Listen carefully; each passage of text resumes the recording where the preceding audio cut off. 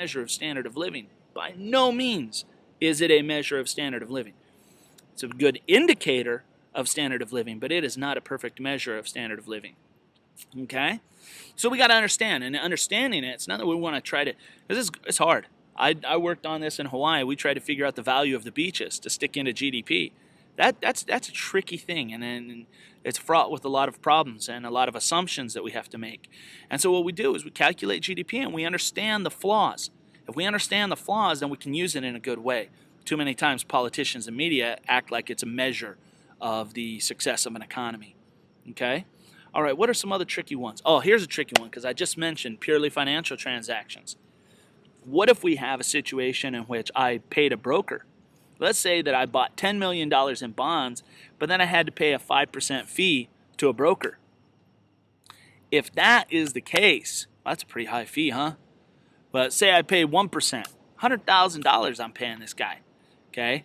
The $10 million doesn't count because no good or service is produced. I just bought the bonds. Now maybe the government takes those bonds and then they go spend it. Then it's going to get counted. If we count that purely financial transaction, boy, we double count it. And that's what we want to avoid.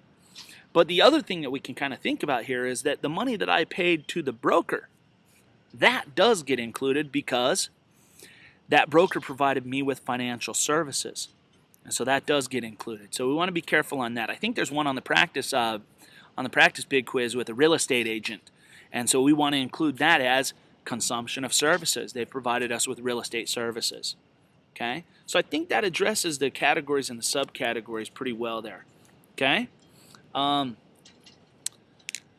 Let's take a look now. A couple of other things you want to be aware of.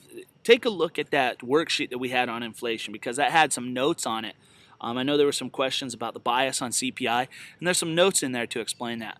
We tend to see that CPI tends to overstate inflation, and it overstates inflation for a few basic reasons. Remember, we were trying to figure out how the prices change, and one of the ways to do that is to hold the quantities fixed. Get that market basket and say, okay, this is the quantity. The problem with that in reality is that nobody ever buys the exact same basket. Of course, I've had some friends who are a little bit neurotic who that's what they do. They wear the same clothes on Monday and the same clothes on Tuesday, and they go shopping and they get the same stuff every week. So maybe there are some people like that. But most people, what they're going to do is they're going to adjust. They're going to adjust to try to mitigate the impact of inflation on their lives. So what we'll see happen is we might see the price of one of the goods that's in the basket go up. Maybe the price of apples goes up and they start buying more oranges and less apples, effectively changing the basket. They're not consuming the same basket. And so they're mitigating the impact of inflation, but we're keeping the basket constant so that we can see how much the price level has risen. So that's what we call the substitution bias. Okay? The other two forms of bias that are mentioned there is new goods. Because let's say we make a basket 2005 and we make a basket.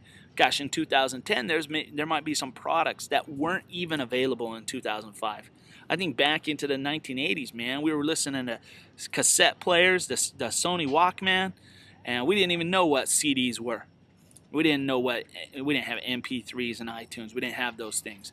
Okay, so that's what we call new goods bias because the basket is changed because there's new goods that are available, and so it's not reflected.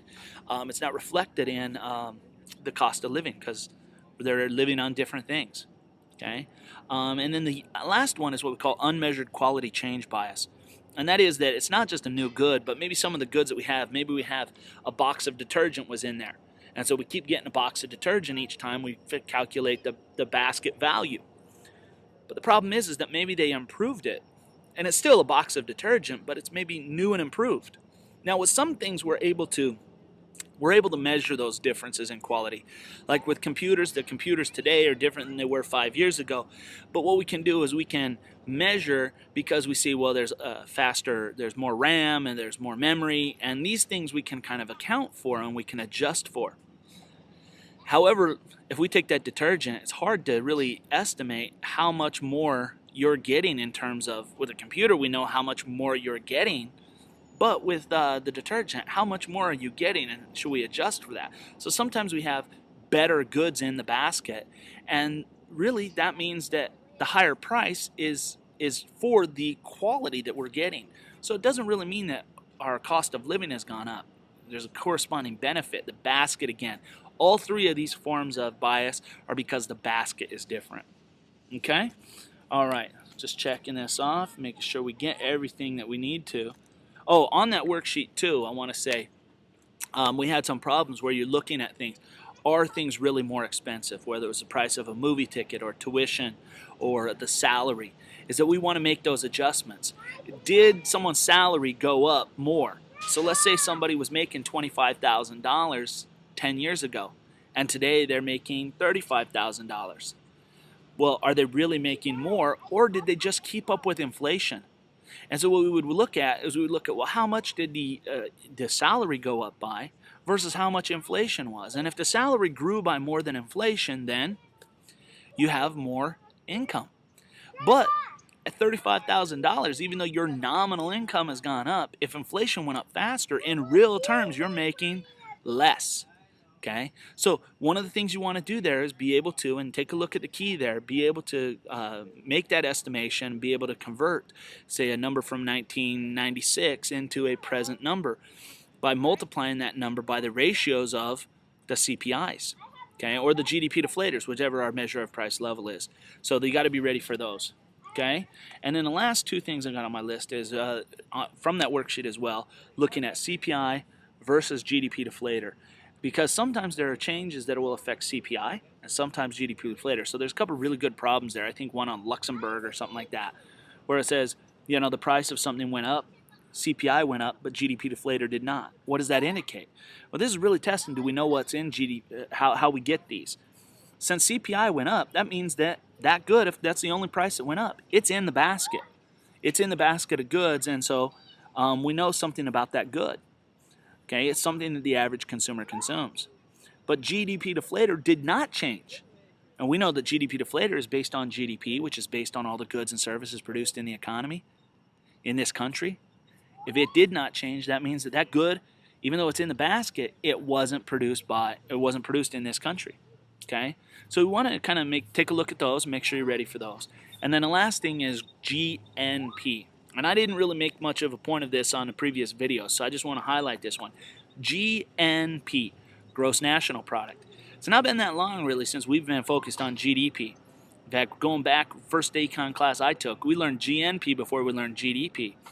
It's very kind of nationalistic because the idea behind GNP is very similar to GDP. The definition, the only change is take out that phrase in a country and replace it with by the citizens of a country.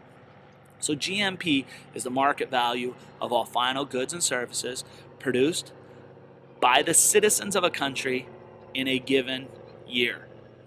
Now that changes things because now GDP, if we have, say, an immigrant from Japan living in the U.S. and they're working in the U.S. and they produce in the U.S., that's counted in U.S. GDP, but not in U.S. GNP. That would be counted in Japan's GNP. And this was kind of a big thing during the Cold War because having a bigger number was kind of part of the economic war that was going on with the Cold War. As we had to prove that capitalism was better than the Soviet Union's communist approach. And so there was sometimes this kind of focus on GNP versus GDP. And there were some times, and people were really critical of GNP for what it did or didn't include, some of the stuff that we talked about. And people were very fearful. They say, oh, the Soviet Union, look how well they're doing. But, as we look back, too, we also find that there was a lot of double counting, and some of the accounting procedures that were used there ultimately they were doing a lot of double counting. So when we look at it here, we just want to be aware of what GNP is versus GDP, especially if you're going to be looking and using economic statistics in some kind of a historical basis. You want to know what those distinctions are. All right. Hey, that's it, man. That's a long list. I went through a lot. I know it's a long video, but that's it. I'm going to go walk around the park here, and I'll see you guys on Monday.